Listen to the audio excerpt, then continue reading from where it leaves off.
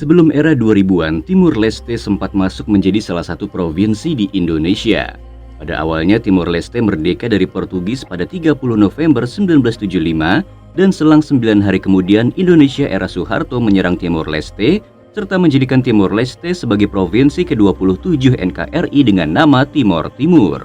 Namun dalam perjalanannya banyak masyarakat Timor Timur yang ingin merdeka dari NKRI dengan berbagai alasan. Dari sanalah muncul gerakan kemerdekaan rakyat Timor dari Indonesia. Dan puncaknya terjadi pembantaian Santa Cruz pada 1991 yang mengakibatkan 200 orang meregang nyawa yang dilakukan oleh TNI dengan menembakkan 4.000 peluru ke kerumunan pelayat pro kemerdekaan Timor Timur. Gejolak politik yang terjadi di Timor Timur membuat Presiden Indonesia kala itu B.J. Habibie memutuskan untuk memberikan referendum kepada rakyat Timor Timur pada 30 Agustus 1999.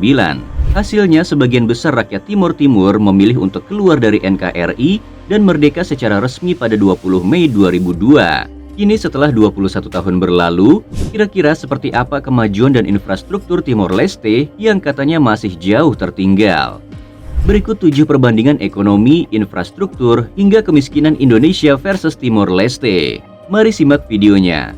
Namun sebelum ke videonya, mari klik subscribe-nya dan nyalakan notifikasinya. Luas wilayah. Terletak di antara benua Asia dan benua Australia serta dihimpit oleh Samudra Pasifik dan Samudra Hindia. Indonesia merupakan negara besar dengan luas wilayah mencapai 1.905 juta kilometer, sekaligus membuat negara berjuluk Zamrud Khatulistiwa ini menjadi negara terluas di Asia Tenggara dan peringkat ke-15 di dunia.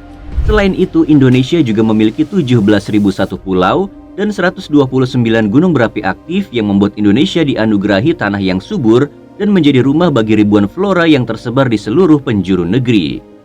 Sementara Timor Leste terletak di sebelah utara Australia, tepatnya berada di sebelah timur Pulau Timor, di mana berada di satu pulau yang sama dan berbatasan langsung dengan Provinsi Nusa Tenggara Timur yang beribu kota di Kupang, di bagian barat pulaunya. Selain itu, Timor Leste juga memiliki wilayah lain seperti Pulau Jako, Pulau Atauro, dan Kantong Oekuse.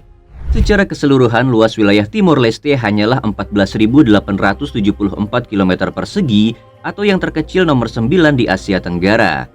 Sama seperti Indonesia, negara ini juga memiliki 2 musim, yakni musim hujan dan kemarau serta beriklim tropis. Selain itu, Timor Leste juga memiliki 7 gunung dengan ketinggian di atas 2.000 meter, yang terbilang cukup banyak untuk negara sekecil Timor Leste. Kekuatan militer. Sebagai negara yang disegani di kawasan ASEAN, Indonesia memiliki militer yang mumpuni. Dari data Global Firepower 2023, Indonesia menempati posisi ke-13 negara terkuat militer di dunia dan menjadi negara terkuat di Asia Tenggara. Dengan 8,8 miliar US dollar anggaran pertahanan, 300.000 personil angkatan darat, 75.000 personil angkatan laut, 40.000 personil angkatan laut, 400.000 personil cadangan, dan 280.000 paramiliter. Sementara untuk alutsista, Indonesia mempunyai 176 helikopter, 15 helikopter tempur, 314 tank, 63 roket artileri, 4 kapal selam, dan 10 kapal fregat. Bak bumi dan langit, militer Timor Leste tidak diperhitungkan di level dunia. Bahkan mereka tak masuk dalam 150 negara terkuat versi Global Firepower. Angkatan Militer Timor Leste memiliki nama Forças de Defesa de Timor Leste atau FFDTL, yang tugasnya mempertahankan Timor Leste dari negara luar atau istilahnya TNI versi Timor Leste. Angkatan ini terdiri dari 2 batalion infanteri yaitu Angkatan Darat dan 1 komponen kecil Angkatan Laut dan beberapa unit pendukungnya. Selain itu, mereka juga memiliki institusi semacam Polri yang bernama Polisia Nasional de Timor Leste atau PNTL. Jadi secara keseluruhan negara ini memiliki 3.000 personil aktif saja dengan alutsista yang terbilang minim. Hal itu cukup beralasan mengingat anggaran militer mereka hanya sebesar 2,58 miliar US dollar atau sekitar 36 triliun rupiah. Kualitas SDM. Jika mengacu dari sistem pendidikan sebagai dasar dari pengembangan SDM, Indonesia menempati peringkat 67 dari 203 negara di dunia dalam hal kualitas pendidikan. Tidak buruk-buruk amat, namun juga lebih baik dari negara ASEAN lain seperti Timor Leste. Selain itu, setidaknya ada 4 universitas Indonesia yang masuk dalam daftar 1000 universitas terbaik dunia versi Webometrics. Kualitas pendidikan Indonesia juga semakin meningkat dengan dibangunnya fasilitas pendukung di penjuru wilayah, meskipun masih ada saja yang belum terjamah oleh pemerintah.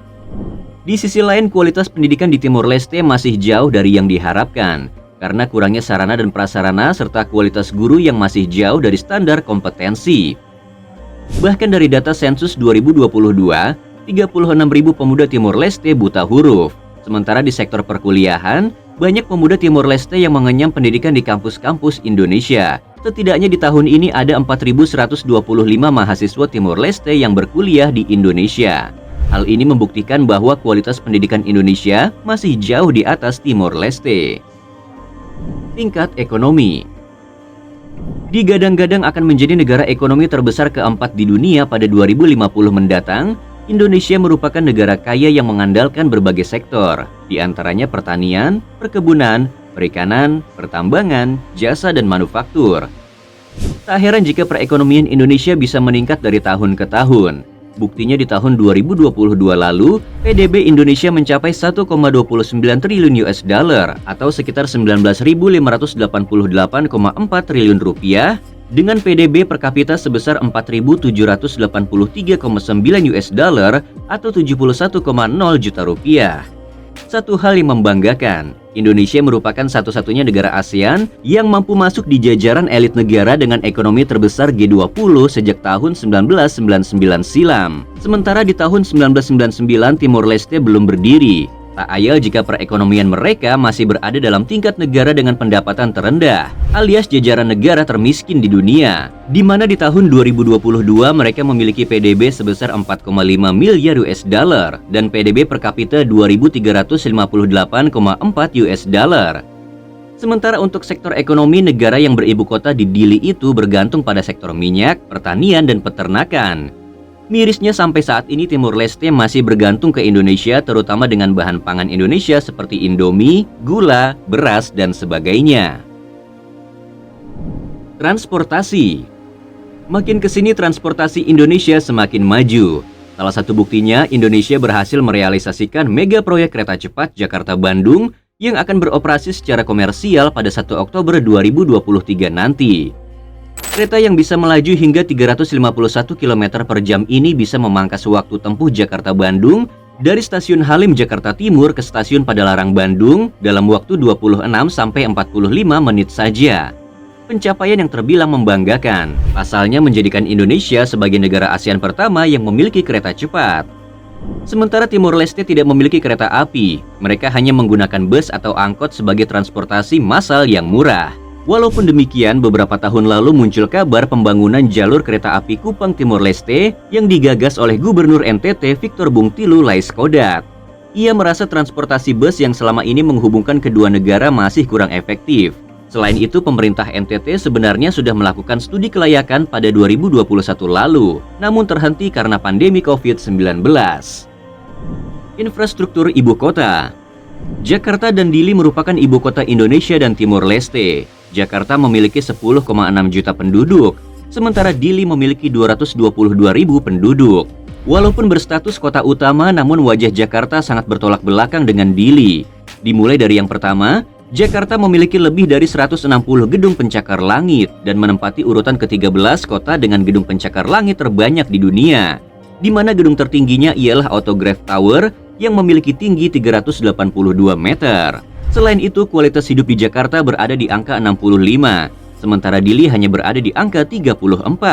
Di Dili, Anda bisa bertahan dengan biaya hidup sekitar 524 US dollar per bulan. Sementara di Jakarta, harus merogoh kocek lebih dalam, yakni sebesar 737 US dollar per bulan. Biaya transportasi di Dili 2 kali lebih rendah dari Jakarta, yakni 29 US dollar. Sementara untuk infrastruktur seperti stadion, Jakarta memiliki 2 stadion bertaraf internasional. Sementara Dili hanya memiliki Estadio Municipal Dili yang setara dengan stadion di Kabupaten Indonesia.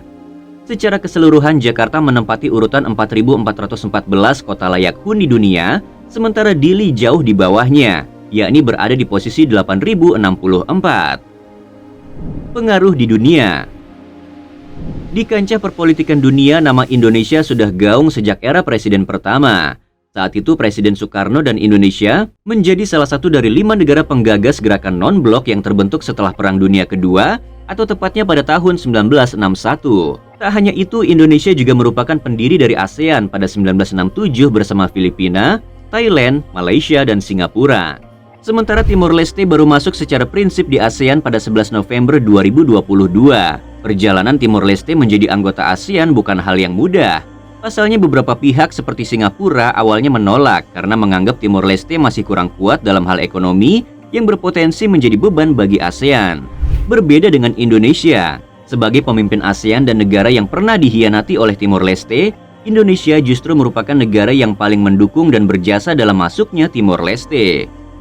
Dari fakta-fakta tersebut tak diragukan lagi Indonesia jauh lebih baik dari Timor Leste. Semoga saja di Pilpres nanti Indonesia bisa mendapatkan presiden yang punya kemampuan untuk membawa Indonesia menjadi negara maju di tahun 2045 seperti yang dicita-citakan oleh Presiden Jokowi. Kira-kira bagaimana menurut kalian guys? Jangan lupa tuliskan di kolom komentar and see you on the next video. Bye-bye.